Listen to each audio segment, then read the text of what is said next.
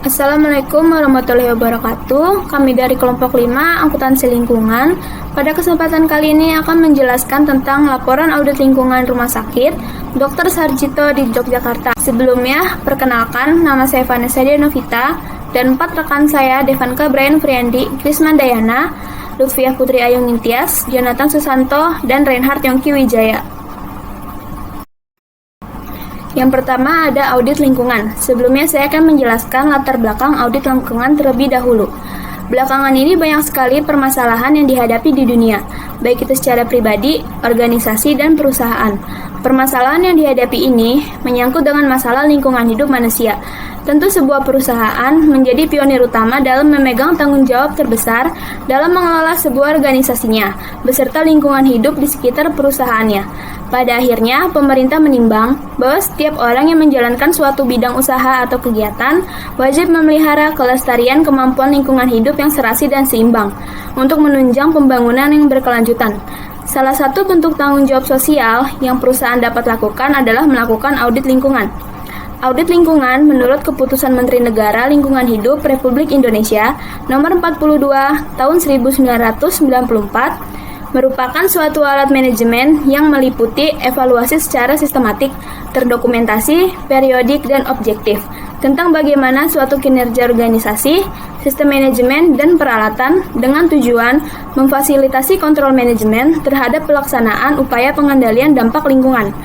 Selanjutnya ada audit lingkungan menurut ISO 14000. Merupakan audit lingkungan sebagai suatu proses yang sistematis dan terdokumentasi dari evaluasi bukti-bukti yang dihasilkan secara objektif dengan tujuan untuk menentukan apakah aktivitas-aktivitas kejadian atau peristiwa, kondisi-kondisi sistem manajemen atau informasi-informasi yang berhubungan dengan lingkungan memenuhi kriteria-kriteria audit dan mengkomunikasikan proses ini kepada pelanggan. Sehingga dengan itu, audit lingkungan dapat membantu menemukan upaya penyelesaian yang efektif tentang masalah lingkungan hidup yang dapat dihadapi suatu usaha atau kegiatan, sehingga dapat meningkatkan kinerja usaha atau kegiatan yang bersangkutan dalam kaitan dengan pelestarian kemampuan lingkungan. Selanjutnya ada prinsip yang harus dimiliki oleh auditor lingkungan. Yang pertama adalah sistematis. Penetapan standar dan pengukuran terhadap kinerja suatu lingkungan harus sesuai dengan usaha atau kegiatan dan proses produksi yang diaudit. Audit lingkungan tidak akan berarti kecuali bila kinerja usaha kegiatan dapat dibandingkan dengan standar yang digunakan. Yang kedua ada terdokumentasi. Laporan harus memuat hasil pengamatan dan fakta penunjang, serta dokumentasi terhadap proses produksi. Seluruh data dan hasil temuan harus disajikan dengan jelas dan akurat, serta dilandasi dengan bukti yang sah dan terdokumentasi. Yang ketiga ada objektif. Tim audit lingkungan harus mandiri dan tidak ada keterikatan dengan usaha atau kegiatan yang diaudit. Apabila tidak, maka objektivitas dan kredibilitas akan diragukan. Pada umumnya, kemandirian auditor diartikan bahwa tim auditor harus dilaksanakan oleh orang di luar usaha atau kegiatan yang diaudit. Yang keempat ada metodologi yang komprehensif. Audit lingkungan memerlukan tata laksana dan metodologi yang rinci. Audit lingkungan harus dilaksanakan dengan metodologi yang komprehensif dan prosedur yang telah ditetapkan. Untuk itu, dengan menjamin pengumpulan data dan informasi yang dibutuhkan, serta dokumentasi dan pengujian informasi. Metodologi yang dilakukan harus fleksibel sehingga para tim auditor dapat menerapkan teknik-teknik dengan tepat.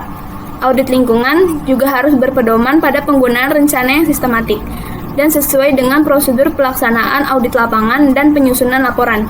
Dan yang terakhir ada pembuktian dan pengujian. Konsep pembuktian dan pengujian terhadap penyimpanan pengelolaan lingkungan adalah hal yang pokok dalam audit lingkungan. Auditor harus bisa mengkonfirmasi semua data dan informasi yang didapatnya melalui pemeriksaan lapangan secara langsung dan melakukan pengujian atas validasinya.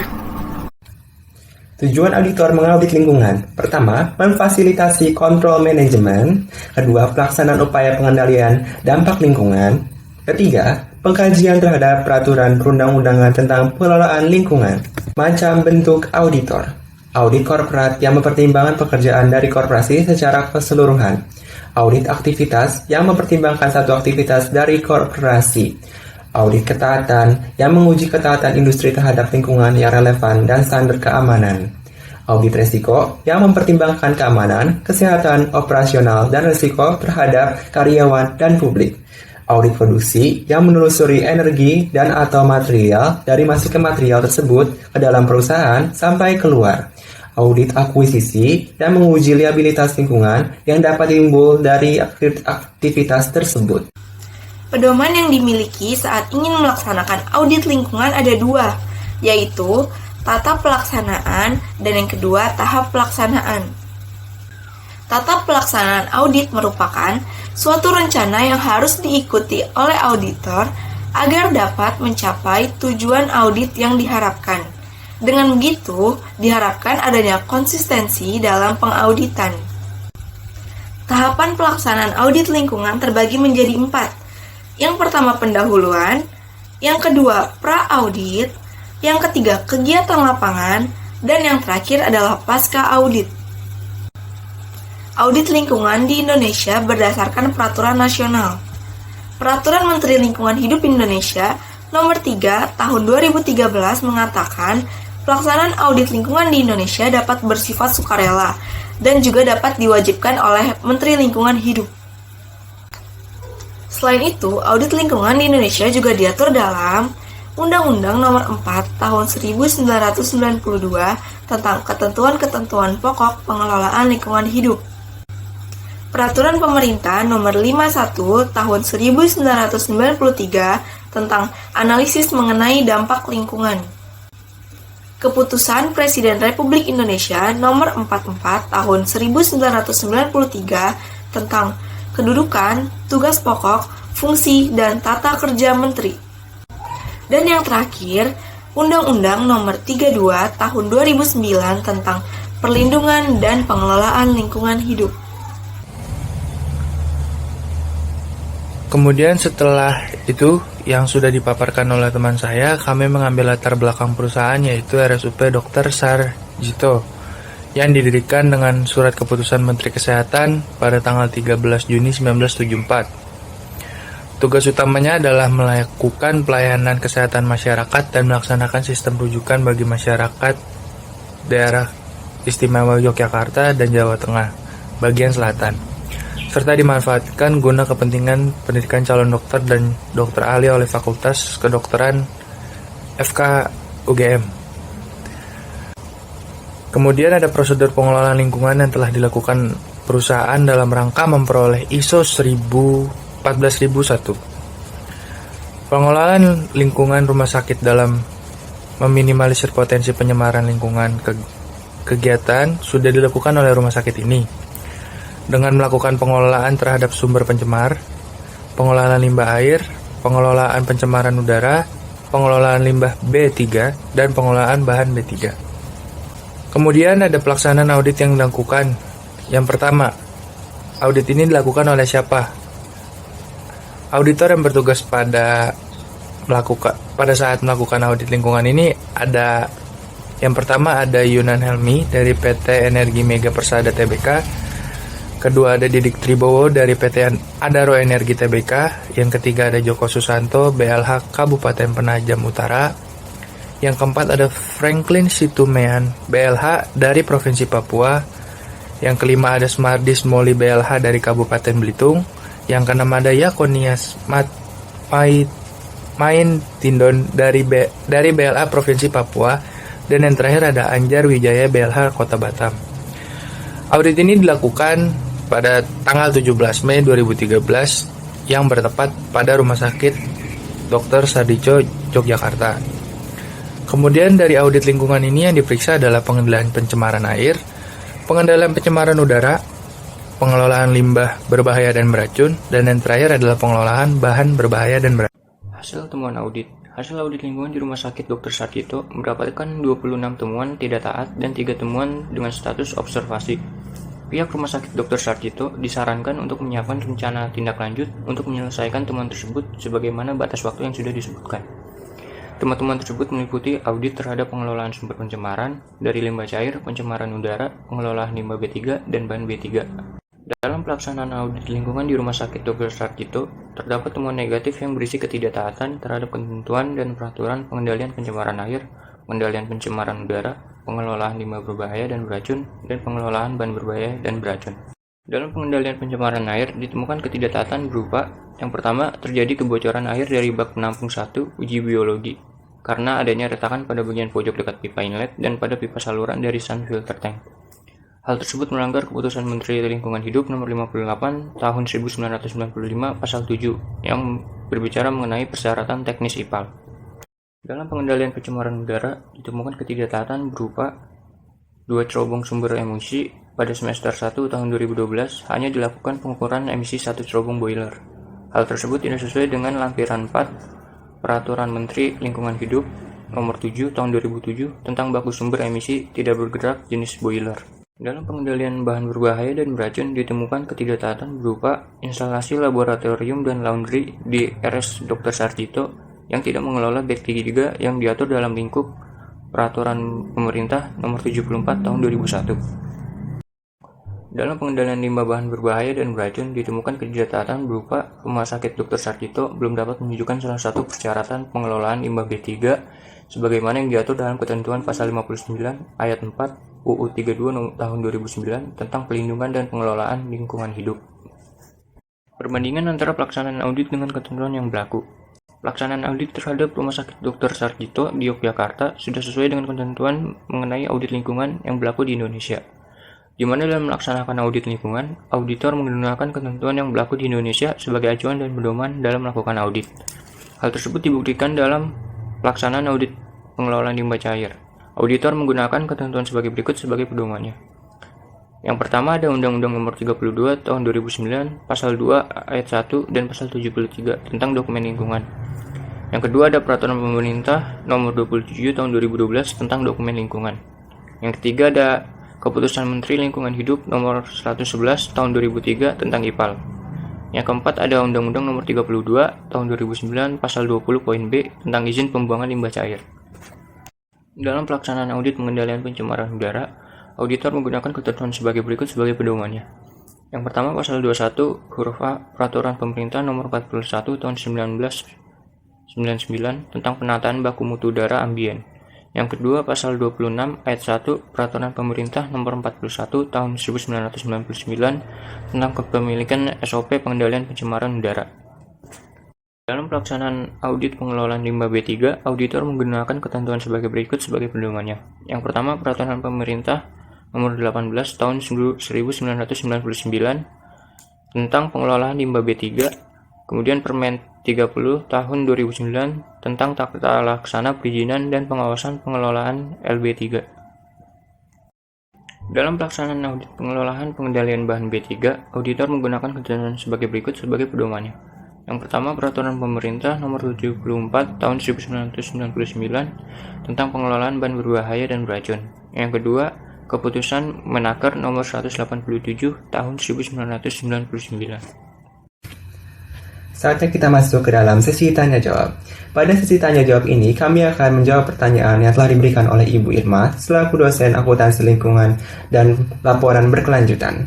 Pertanyaan pertama akan saya bacakan dan dijawab oleh saya sendiri. Bagaimana pendapat Anda atas audit lingkungan perusahaan yang Anda analisis? Apakah sudah memenuhi kaidah atau ketentuan audit lingkungan?